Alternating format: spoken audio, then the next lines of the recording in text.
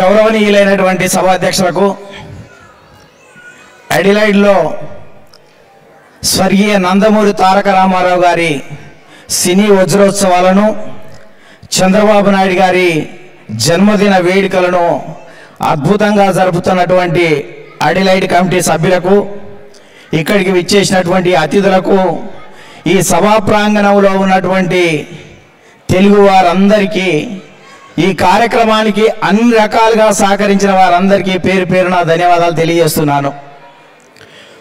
ఉద్యోగం కోసమో, ఉపాధి కోసమో, అవసరాల కోసమో, అవకాశాల కోసమో, ఉన్నత చదువుల కోసమో, ఉదాత్తమైనటువంటి జీవితం కోసమో ఆస్ట్రేలియా గడ్డపై అడుగుపెట్టిన మీరు అన్నగారిని సదా స్మరిస్తూ ఇలాంటి కార్యక్రమాలు ఏర్పాటు చేసినందుకు మీరందరికీ పేరు పేరున ధన్యవాదాలు తెలియజేస్తున్నాను. ఇక్కడ ఉండి తెలుగు పండుగలను, పబ్బాలను, ఉత్సవాలను, ఊరేగింపులను, జన్మదినాలను, వర్ధంతులను, అన్ని రకాల కార్యక్రమాలు నిర్వహిస్తూ తెలుగు జాతి ఔన్నత్యం కోసం పనిచేస్తున్న మీ అందరికీ పాదాభివందనం తెలియజేస్తున్నానని సందర్భంగా గుర్తు చేస్తున్నా. సోదరులారా, స్వర్గీయ నందమూరి తారక రామారావు ఎన్టీఆర్ అనేటువంటి 3 అక్షరాలు తెలుగు జాతికి బీజాక్షరాలు. మనందరి ఆరాధ్య దైవం, తెలుగువాడి ఆత్మగౌరవానికి ప్రతీక, నమ్మిన సిద్ధాంతాల కోసం మడమ తిప్పని యోధుడు, ఎందరికో రాజకీయ జన్మనిచ్చినటువంటి కారణ జన్ముడు స్వర్గీయ నందమూరి తారక రామారావు గారు.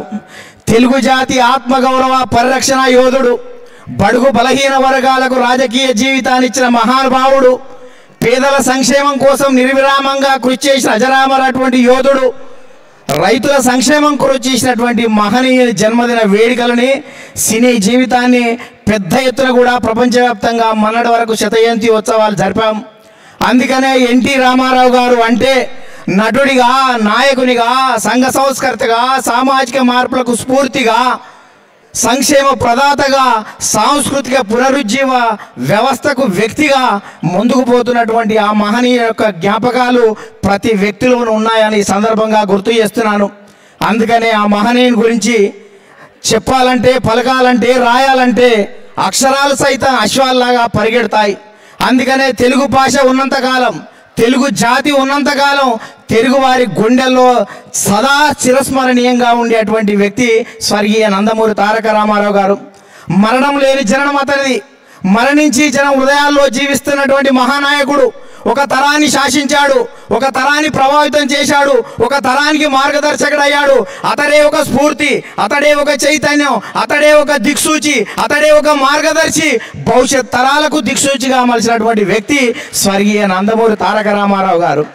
అలాంటి నటుడు తెలుగు వినీల ఆకాశంలో 30 సంవత్సరాల తన సినీ జీవితంలో సాంఘిక, పౌరాణిక, జానపద చిత్రాల్లో అద్భుతంగా నటించి, అందుకనే అటువంటి మహానాయకు యొక్క చిత్రాలు కనుక చూస్తే అందాల సుందర సుకుమారమైనటువంటి వదనంతో శ్రీకృష్ణుడి పాత్రలైన, శ్రీరామచంద్రుడి పాత్రలైన, ప్రతినాయకుడైన దుర్యోధన పాత్రలైన అద్భుతంగా పోషించాడు.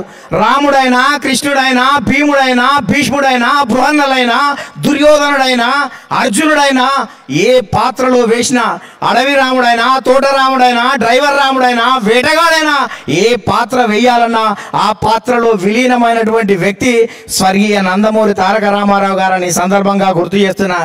అందుకనే అన్నావో రామన్న, నీ రూపం చూసే వరకు తెలియదు శ్రీకృష్ణుడు ఎలా ఉంటాడు, నీ తేజస్సు చూసే వరకు తెలియదు శ్రీరాముడు ఎలా ఉంటాడు, నీ గాంభీర్యం చూసే వరకు తెలియదు దుర్యోధనుడు ఎలా ఉంటాడు, నిన్ను చూసే వరకు తెలియదు నిజమైన తెలుగువాడు ఎలా ఉంటాడు అని ప్రజలు చర్చించుకునేటువంటి పరిస్థితి. అందుకనే స్వర్గీయ నందమూరి తారక రామారావు గారు ఏ పాత్ర వేసినా, అడవి రాముడు, అగ్గిరాముడు, జయసింహ, జయమనదే ఏ పాత్రలో వేసినా అద్భుతమైనటువంటి నటనా ప్రదర్శన చేసినటువంటి ఘనత స్వర్గీయ నందమూరి తారక రామారావు గారిది. అందుకనే నటుడిగా లక్షలాది రూపాయల ఆదాయం వస్తున్నా, కన్న తల్లి బాధ తీర్చ కథలు రాని తనయుడేలా, నా జాతిని సేవించని ఈ జన్మం నెత్తనేదా, కళాకారుల జీవితం ప్రజలకు అంకితం కావాలని ప్రజల కోసం పరితపించినటువంటి వ్యక్తి స్వర్గీయ నందమూరి తారక రామారావు గారు.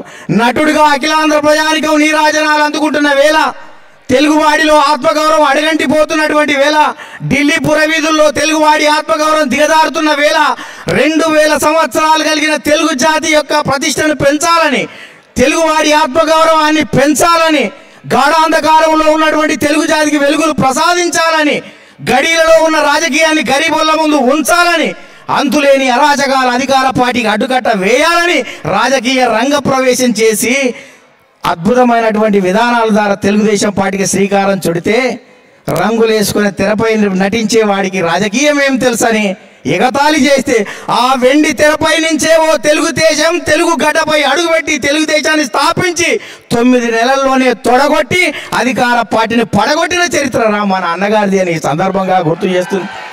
అందుకనే నందమూరి తారక రామారావు గారు వారు అద్భుతమైనటువంటి తెలుగుదేశం పార్టీ పెట్టినప్పుడు కూడా పేదల కోసం, బీదల కోసం, బడుగు జనం కోసం, పల్లె ప్రజల కోసం, అణగారిన జనాల అభివృద్ధి కోసం పరితపించినటువంటి ఆ మహానాయకుడు పార్టీ పెట్టినప్పుడే పసుపు జెండా పెట్టాడు. పసుపు జెండా శుభానికి సూచం. అందుకనే పండిన మామిడి పసుపు, తలంబ్రాలు పసుపు, ఉదయిస్తున్న సూర్యుని కిరణాలు పసుపు, జ్వలించే జ్వాల అంచులు పసుపు, మనం ఎత్తే ఈ జెండా పసుపు అని సందర్భంగా గుర్తు చేస్తున్నాను.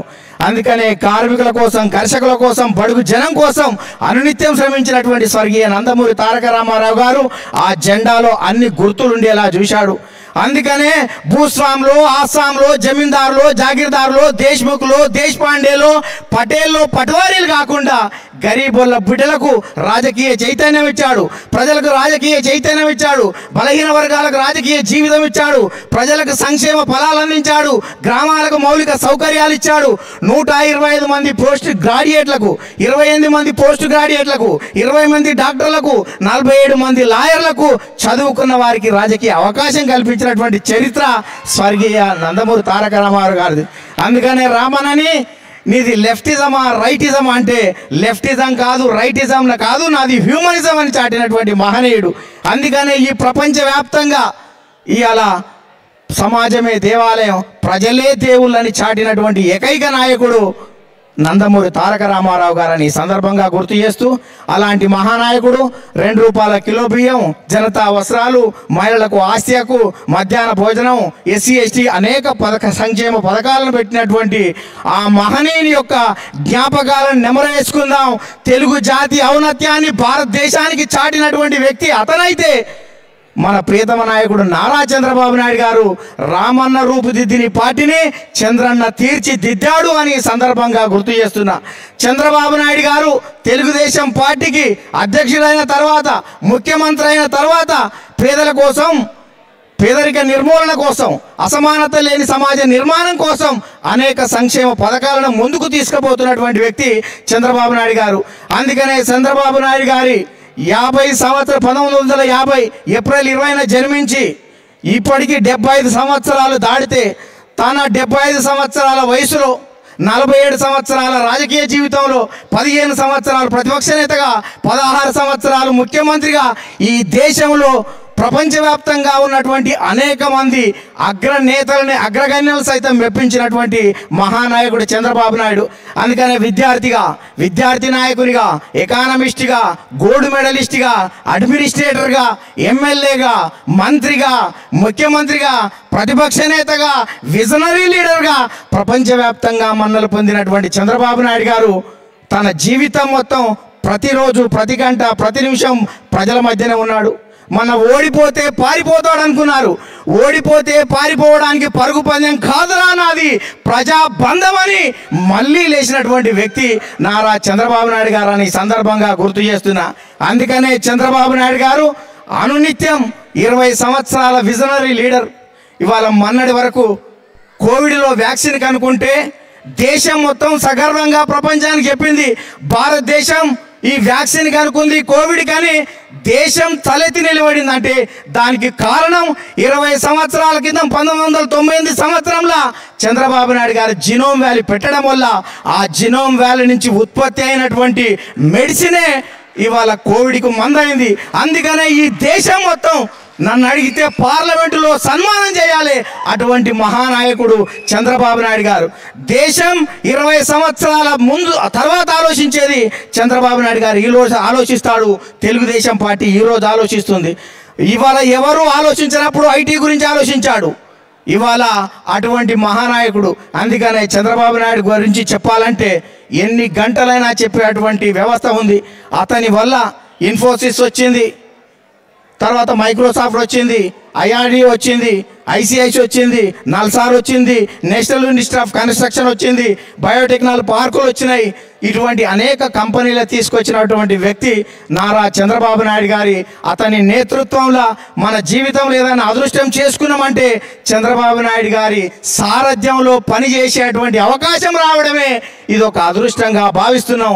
ఆ మహానాయకుని జన్మదినాలు మరిన్ని జరుపుకోవాలని, అందుకనే అటువంటి మహానాయకుని జన్మదినంలో పాల్గొనడం, ఎన్టీ రామారావు గారి ఇవాళ వజ్రోత్సవంలో పాల్గొనడం మన అందరంగా భావిస్తూ ప్రపంచవ్యాప్తంగా తెలుగువారు ఎక్కడున్నా పూలమాలలోని పూలను దారం ఏకం చేసినట్లు తెలుగు జాతిని ఏకం చేసి ఏకతాటిపైకి తెచ్చి తెలుగు జాతి ఔన్నత్యాన్ని ప్రపంచానికి చాటడానికి ఉన్నటువంటి ఏకైక పార్టీ తెలుగుదేశం పార్టీ కనుక ప్రపంచవ్యాప్తంగా తెలుగు వాళ్ళు ఎక్కడ ఆపదలో ఉన్నా తెలుగుదేశం పార్టీ ముందు స్పందిస్తుంది.